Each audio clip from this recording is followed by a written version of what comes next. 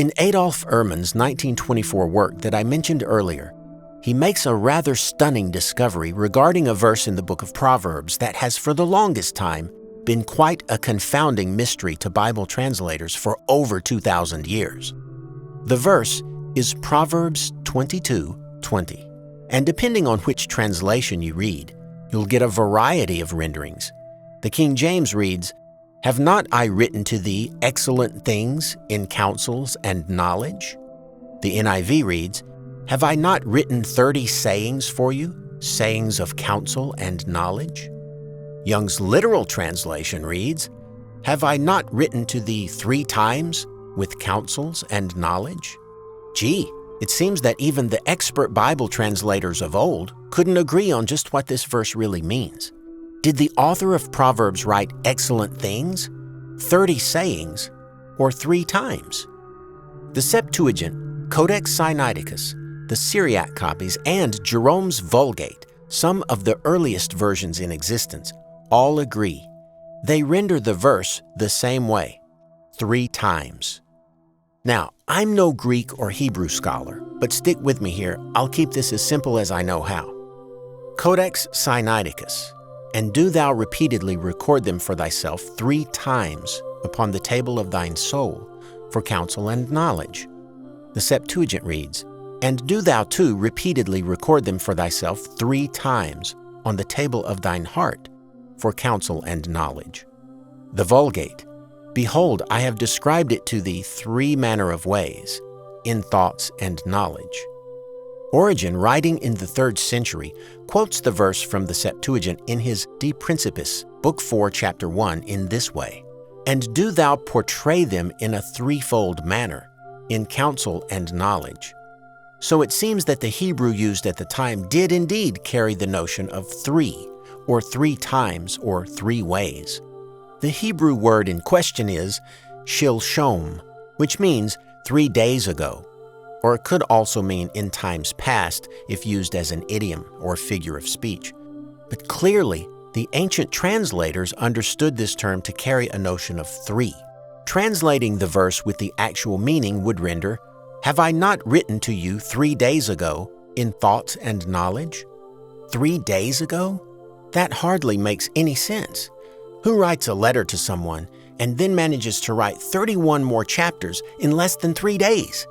No wonder the ancient translators shifted the meaning to say 3 times or 3 ways, and still, that rendering doesn't really make much sense in the context.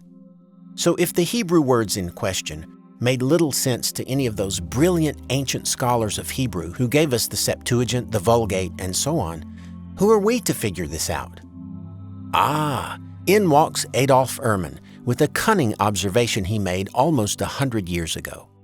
Ehrman showed that if we substitute the word sheloshim, which means 30, for our troublesome word shilshom, 3 days ago, the verse makes much better sense. "Have I not written for you 30 sayings of counsel and knowledge?"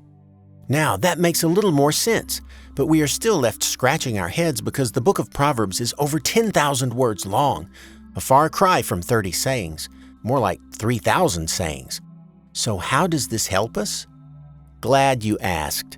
With Proverbs 22:20 now speaking of 30 sayings, we have another parallel with the Instruction of Amenemope. The new and improved version of Proverbs 22:20 corresponds exactly to not only the 30 chapters of Amenemope, but the line inside the 30th chapter, line 539, which explicitly mentions the number of chapters. Have a look. "Have I not written for you 30 sayings of counsel and knowledge?" Look to these 30 chapters. They inform, they educate. Since the Instruction of Amenemope contains 30 chapters with a line mentioning the number explicitly, the idea is this: the author who copied from Amenemope originally did write 30 sayings, and later the Hebrew became inadvertently altered in subsequent copies, and the original word, sheloshim, was eventually copied as shilshom, a very similar word, meaning 3 days ago.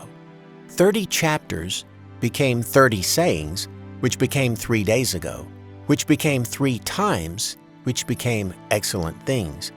2,000 years of trying to make sense of something that could only make sense knowing the underlying source of the verse, the Instruction of Amenemope.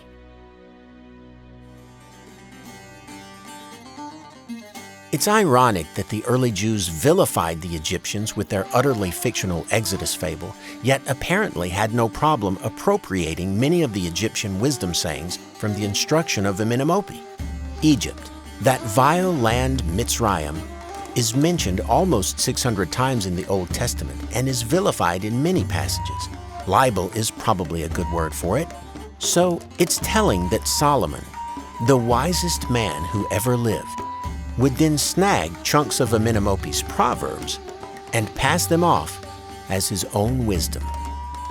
I guess the old proverb is true after all. If you can't beat 'em, copy 'em.